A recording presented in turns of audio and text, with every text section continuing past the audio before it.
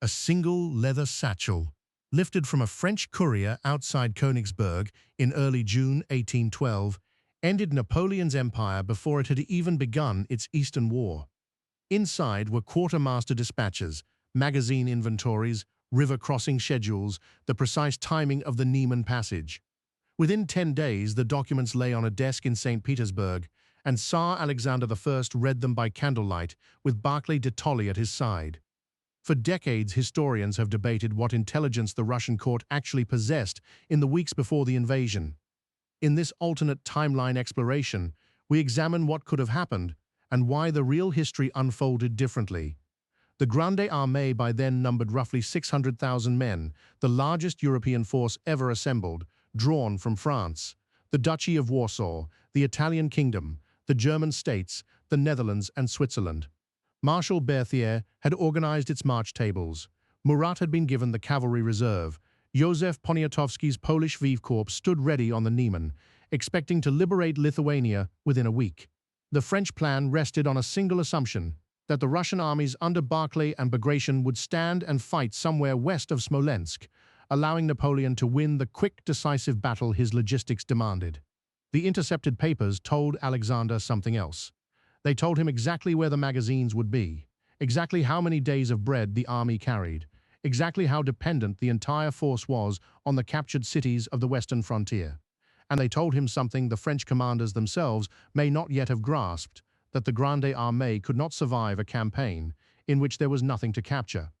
What no one in Paris or Vilna yet understood was that this single satchel had already shifted the war's outcome weeks before the first French boot crossed the river.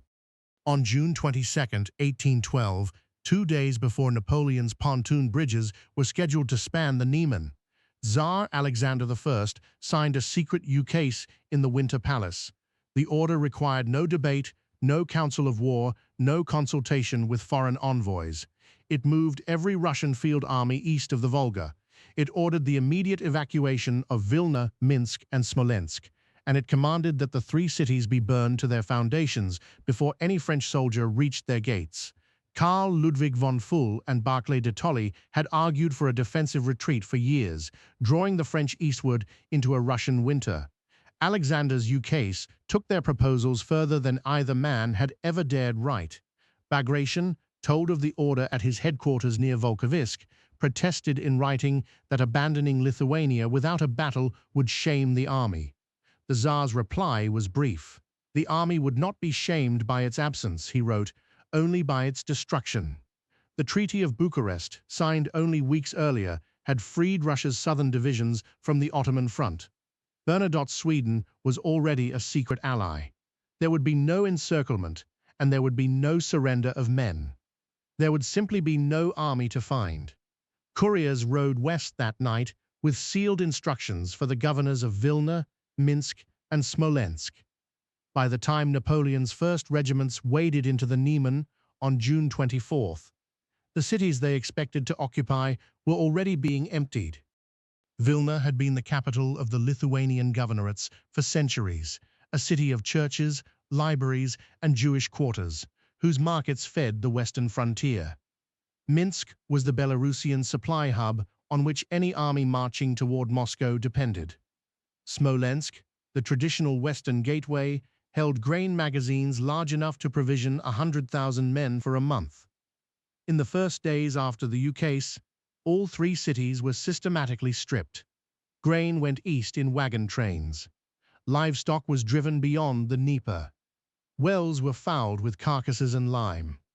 Bridges over the Vilna, the Berezina, and the upper Dnieper were demolished or burned at their pilings.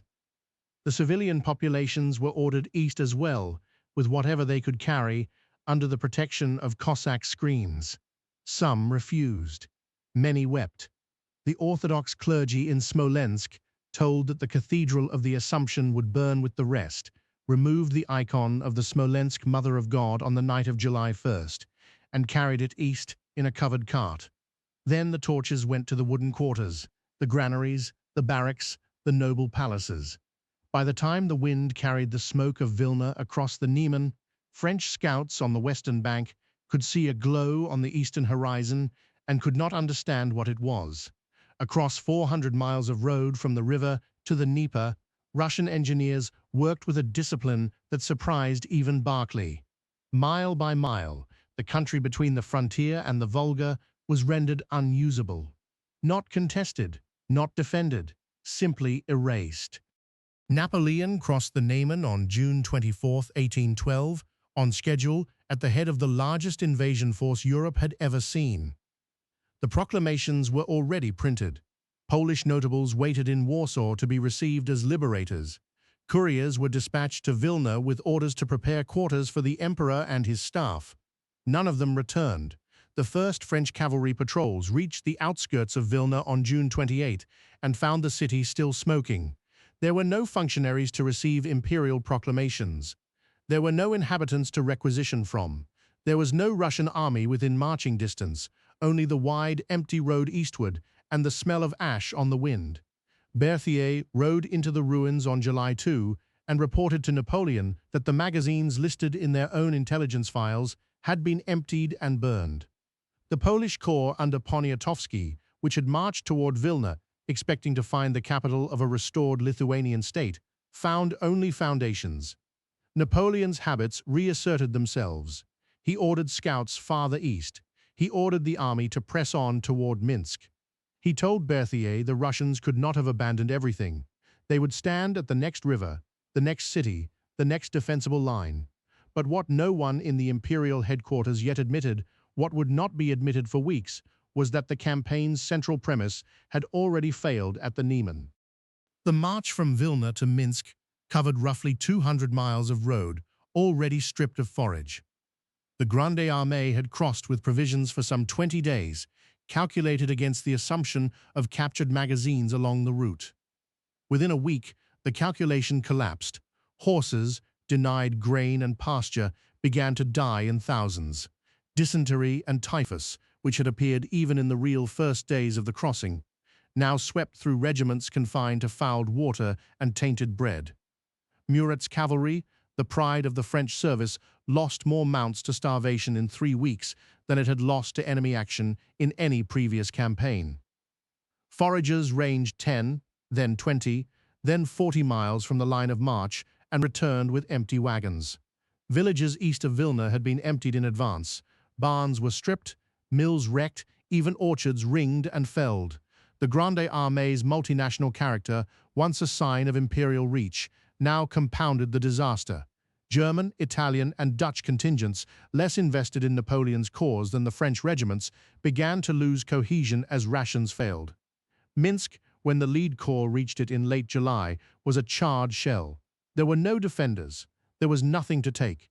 The cause and effect chain Napoleon had built his career on, march, contact, battle, victory, had no purchase here.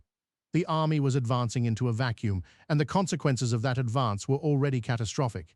But to understand what came next, we must follow it to Smolensk. The Grande Armée reached Smolensk in the second week of August 1812. The Dnieper ran cold beneath the ruins of a stone bridge. The walls of the old fortress still stood, blackened, half collapsed. Inside the perimeter, the cathedral was gutted, the magazines were ash, the noble quarter was rubble. Russian agents and Cossack patrols, glimpsed at long distance, fell back without engaging.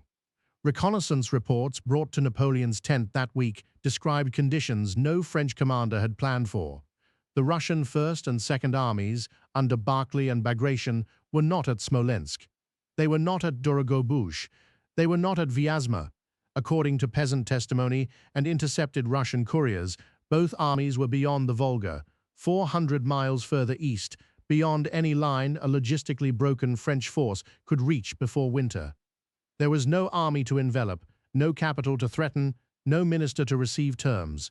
Berthier's staff calculated that the Grande Armée had lost more than a third of its effective strength to disease, starvation, desertion, and the death of draft animals, without a single major engagement.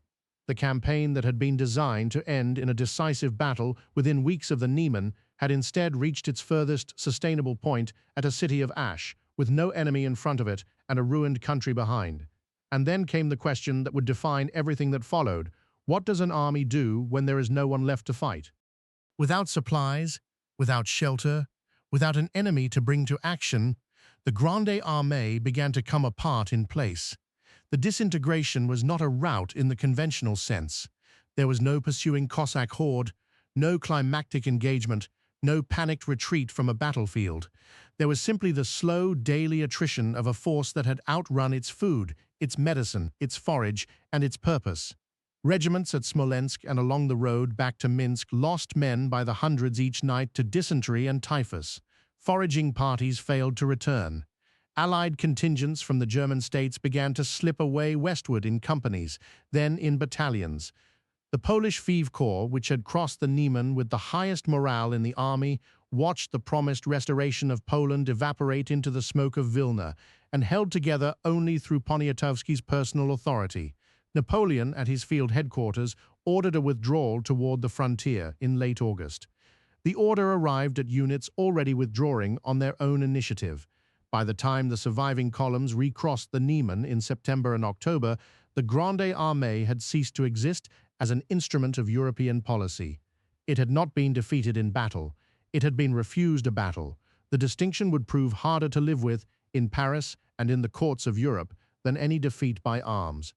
Napoleon returned to Paris in the autumn of 1812 with a fraction of the army he had led across the Niemen and no victory to display. There were no captured eagles, no signed treaties, no triumphant entries into a foreign capital.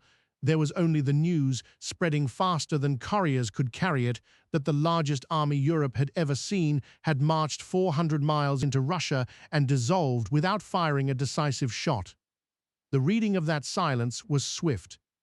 In Berlin, Frederick William III began the cautious correspondence that would, within months, take Prussia out of the French alliance. In Vienna, Metternich understood at once that the Austrian commitment to Napoleon could be revised and began revising it. In Stockholm, Charles John, the former Marshal Bernadotte, saw his Russian alliance vindicated and pressed his northern claims. In London, Lord Liverpool's government, still fighting Wellington's war in Spain, recognized that the continental system had lost the only continental partner capable of enforcing it. The Duchy of Warsaw, governed by Frederick Augustus I of Saxony, found itself a French dependency with no French army to defend it. What ended on the road between Vilna and Smolensk was not a campaign. It was the assumption, held across a decade of European wars, that French military power could impose any outcome it chose. Tsar Alexander, in St. Petersburg, did not celebrate. He had lost 3 cities, displaced hundreds of thousands of his own subjects, and accepted a strategy his own commanders had thought too cruel to execute. He had also, in a single ukase, ended an empire without meeting it in the field. The verdict of the Bloodless campaign was that hegemony, once it depended on a single decisive battle, could be undone by the refusal to offer one.